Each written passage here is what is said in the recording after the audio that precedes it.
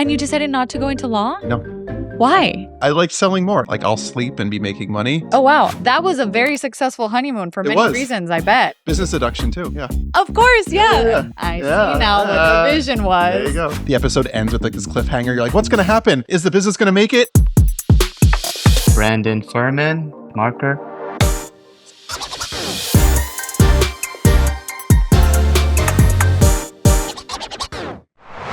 Sometimes the best ideas start in the smallest places. For Brandon Fuhrmann, it was his tiny New York apartment and the realization that clever design could make even the most cramped kitchen work smarter.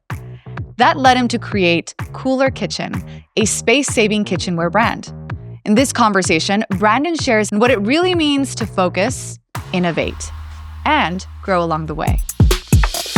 Brandon, thank you so much for being with us today. It's a pleasure to have you. It's great to be here. Tell me a little bit about yourself. Were you always entrepreneurial? Yeah, I had a couple of corporate jobs and I just couldn't imagine like continuing them forever. It just seemed like it was good for like 6 months, 8 months. And then it was just like, okay, this should probably end at some point. Sure. And that's kind of why I ended up, starting my own business. And in the journey of Cooler Kitchen, did you already have a business before that? Or was this the first business that you embarked on? It was probably my third business. Oh, wow. Okay. So, I had like search engine optimization consulting that I kind of ran on the side of doing it. I sold oil paintings on my own website. So I've been selling things online for about, 15, 20 years. And Cooler Kitchen is, I guess, the latest iteration of that, which I've been doing for about 10.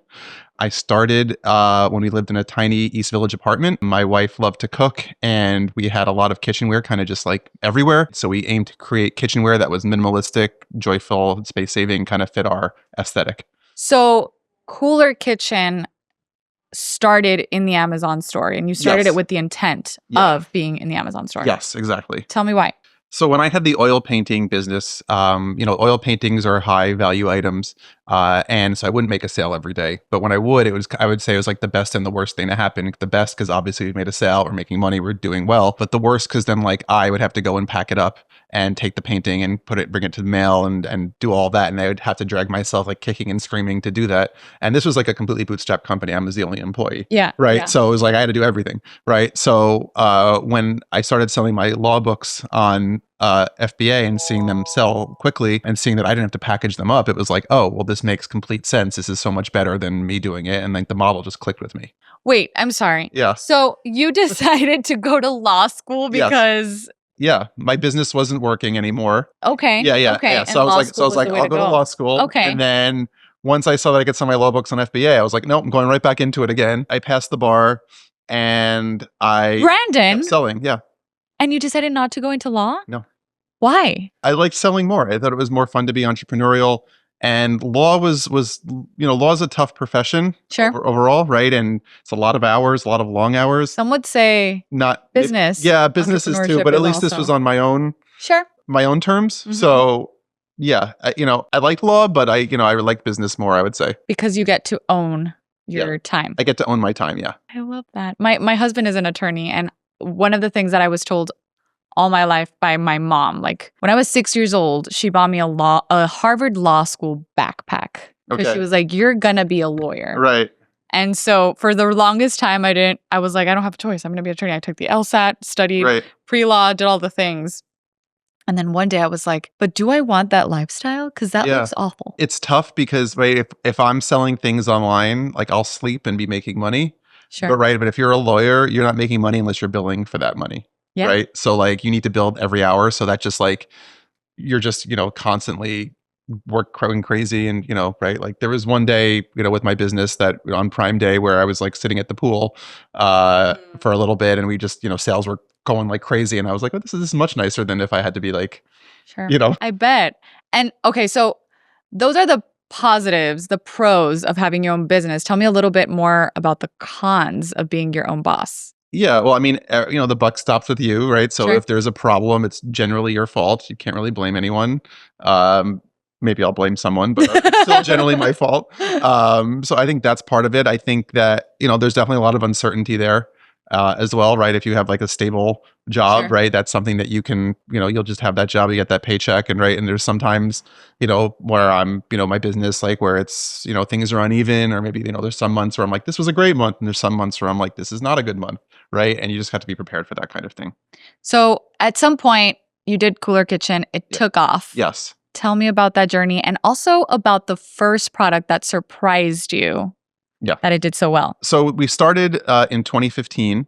And the first product that we started with was a pair of kitchen tongs. And we were just kind of trying to test that, the entire model, just to make sure it was going to work and kind of seeing what it was. How did you make that choice? Did you do any tests? Yeah, we looked at keyword research and see that people were buying them. We weren't just like picking random products. We saw that there was like a market for that kind of product, and nothing like that existed already on Amazon, right? So that's kind of how we ended up there, and they somewhat sold. The story of my second product is more interesting because my wife and I were on our honeymoon, and I told my wife, I'm like, wouldn't it be fun, because we were going to go to Japan, wouldn't it be fun if we just like spend some time in China and like visit some factories? Wouldn't it be nice if we kind of worked? Yeah. We made it. We just added it on. It wasn't like we made it the entire honeymoon. Yeah. And so we spent like 4 or 5 days in China visiting some factories. And then by the time we got back from our honeymoon, we had already like negotiated and ordered the products and had the samples, and the products were already shipping out to America.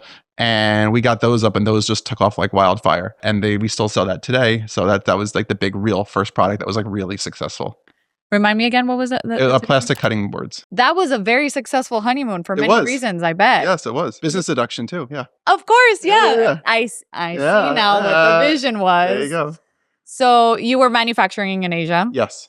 What were some of the lessons learned or the toughest challenges that you had to go through having manufacturing there? I think initially it was not having a presence there. Now, I've got a team in Asia that kind of handles a lot of that. But at the time, it was just me. So it was a lot of like late nights and early mornings because the time difference. If you want to move quickly, you'd have to like kind of be up and working with them late at night. So that was really kind of more difficult than now, where things are a little more streamlined. Otherwise, it was, a lot of waiting and iteration and knowing it's going to take, a bunch of time for like the ship to go and take the products and take them away and, bring them here. And also just culturally, just learning about the cultural way that like people operate in China and like handling that and working with them. When I asked you about cons, you come at it from a very positive perspective and from a very positive mindset, and you kind of just exude like, oh, we'll get through it, like it is what it is. Would you agree that that is kind of, you come in with things with glass half full mindset, or what is it that helps you navigate the challenges of being a business owner? I think I wouldn't say I come glass half full all the time. I don't know if you've seen like Entourage or whatever, but like my wife always says it's kind of like that, where like the episode ends with like this cliffhanger. You're like, what's going to happen? Is the business going to make it? And the next episode starts and it's like, oh, everything's fine. Sure. Right. Sure. And there's been a lot of those. So I would say that like I kind of fluctuate from, dramatic overconfidence to dramatic underconfidence. Okay. But like in hindsight, it's easy to look positively on things. Sure. Where, looking forward, I'm sometimes like, oh, I don't know if this is going to work out, or what are we going to do? Or right. So, it kind of just like kind of used to it by now.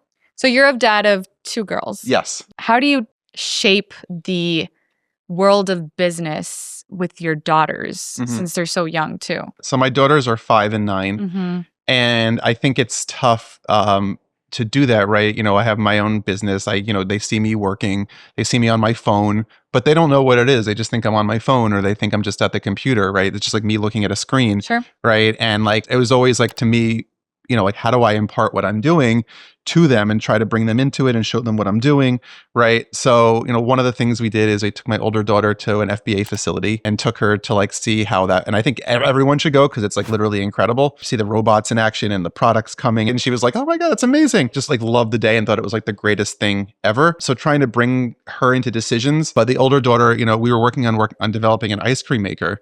And, we got a sample of the product and like what it was going to be. And we're trying to figure out what to do with it. And I was like, maybe I'll put together like an ice cream set, or maybe I'll do something, because I wanted to make it like fun for kids. And my daughter looked at it and was just like, why don't you just make it a unicorn and make the horn an ice cream cone? And I was like, well, that's a much better idea than what I was going to do. I love that. So we designed these ice cream makers together, and she helped me, work with the designer and pick out the stuff and make sure it was something that was going to resonate with kids. And they're like super cute. They're like way too cute. That's like a whole line that we're developing now, because we have the ice cream maker and they're doing great. And then now we're going to do a popcorn maker that's going to be a popcorn with a little dog on it, like a yellow dog. Shut up. Yeah. That is adorable. Yeah, it's super cute. And we have like a shaved ice machine that's in the works. So we're kind of developing this whole line based on like her input and her ideas that's like aiming at kids and a little more fun than the stuff that we created. So what you're saying is we have to bring your daughter on because she's Yes. the mastermind She's the behind mastermind. Cooler. I love that. Yeah. So she's a businesswoman. She is. already. Yeah. Tell me more about the Amazon tools that help support your business. I mean, there's a ton. So first of all, I love brand analytics. Brand analytics really helps me dive into the keywords that people are using to find my products and helps us hone our advertising. So we obviously use the advertising portal and all the new reports and the custom reports tools that have come out. But really, brand analytics really kind of shows me where the sales are coming from, right? And I've been doing this for 10 years now, and that didn't exist for a long time. But being able to see like, okay, I can look at the market and say like, okay, we have this keyword and we're doing great for it. Obviously, we have a lot of sales. We're doing better than the market. We should push more ads here. Or sometimes we're not doing as well. Maybe we shouldn't. Or sometimes we want to change up our pictures to kind of match, where we're performing well, right? Because certain keywords are different. So like, we have, a small salad spinner, and it was just like, hey, it's small salad spinner. But then we were like, oh, we should like really emphasize that it's small because people are searching for small salad spinner and that's what they're looking for. So we can convince them that we're the small salad spinner you should buy. They'll buy it, right? Instead of just like, hey, here's a salad spinner that happens to be small. Sure. What would you say are some of the challenges of advertising in other countries? If you're selling in like, let's say the UK or Germany or even let's say Canada, right? Those are probably the top three that most sellers will move on to, is that, you have your American listings and people want to just take that listing and just throw it up, right? Onto like Canada, onto UK. Copy paste, yeah. But like in the UK, there's different spelling. People search for different words, right? Sure. Right. And the challenge is really they have to treat every marketplace as its own, right? And not like, try to fall into the trap of just like taking your US stuff and copying it over, right? And that's especially true with like, even if you're just like translating to German, you'd be like, oh, okay, I won't do that. I'll just translate this to German. But, when I first started in Germany, one of my products was getting like terrible reviews, and the US was doing great. And like, all the other marketplaces were doing fine. And I was like, I don't understand what's going on here. Is there something wrong in the listing? Like, what could this be? And I finally found someone who was German, and I asked them, and they were like, you use a lot of like, American style sales in your language, which, in America, everyone's just like, this product is great. Here's why it's great. Right. And Americans understand like, okay, there's a little bit of puffery involved in that. Right. Where Germans are like matter of fact, like this does not do this. This does not do this. You said it would do right. And I was getting negative reviews. Right. So I think localizing the content that you're writing for each country is important too, not just translating. And even if you think of like, people think of like soda, right? Here we call it soda. In like the South, they call it Coke. Pop, right? There's different words, different variations, different dialects. So it's like just making sure that you're hitting on all those keywords and really checking to make sure that you're doing what you need to do in that regard. I want to talk to you about the Sellers Conference that you host. Tell me what that is. Where did that idea come from? How long has it been going on? Yeah. When I first started selling, my partner in the conference, Jared Orkin, he started a meetup.com group. That's how long ago it was. Wow. Yeah. Wow. Yeah. That's a long time ago. That's a long time ago. No one does that anymore, right? But yeah, it was a meetup.com group about selling on Amazon. Okay. And I lived in the East Village of Manhattan at the time. He lived like on the Upper West Side, I think. And I was like, okay, I'm going to go. And I went, and there was like 4 people at a table and just like talking about selling. And I was one of them, and he was one, and we, became friends. And he would run them about every month or so. And I went to the next one, and the next one I had nothing else better to do. I was starting an Amazon business. I lived in the East Village, and I started running them with him. Mm-hmm. And after about a year or so, he was like, do you want to put on a conference? Someone, just mentioned we should do that. And I was like, I don't have any experience doing that. Do you? And he said, no. And then we just like did it anyway. And we had this like small like conference in this like 100-person basement like venue in the West Village. And, the first one I was like sitting in my room printing up badges, and like we were like moving to Long Island like 4 days later, which was insane. So I had like literally my entire apartment filled with boxes all to myself, like just trying to it was madness. But it was successful enough that we did it again.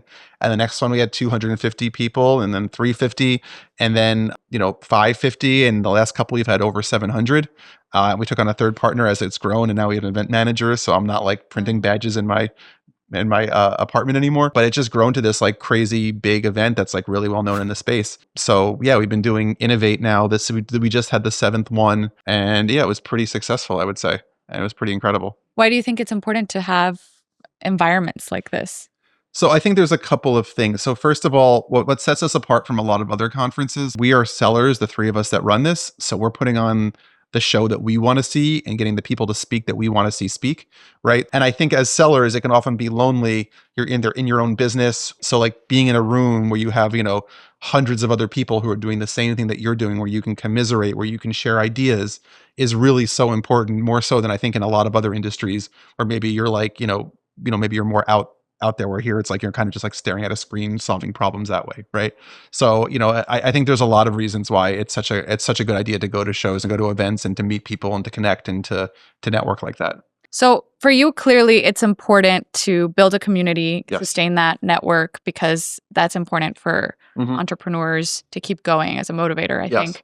But also you see it through how you talk to your daughters about it and, Yes. and how you bring them into your world as well. If you could impart advice on next generation of entrepreneurs of entering this world, what would that be? I think I would say be prepared to, roll with the punches is probably the number one thing I would say, because like, first of all, the technology is changing so rapidly right now that, today's great idea could be like tomorrow's old news. Sure. Right. And just being ready to pivot and to test and see what resonates with people. I think a lot of entrepreneurs build things in their heads and then try to put them out on paper without actually seeing if any real customers actually like it. Yeah. So just like making sure that it's going to like actually resonate with people before you put a lot of work and effort into it. And don't just go all in immediately. So kind of just going very incrementally and kind of building towards that. Interesting. Thank you so much for being on This is Small Business. It was a pleasure to have you. Yeah, great to be here. If you're into stories about what it's really like to build a brand, grow online, and keep up with everything entrepreneurship throws your way, make sure to subscribe and hit the bell so you don't miss the next episode. I'd also love to hear from you, so drop a comment and tell us your biggest takeaway or what part of this conversation inspired you the most. Until next time, hasta luego, and thanks for watching.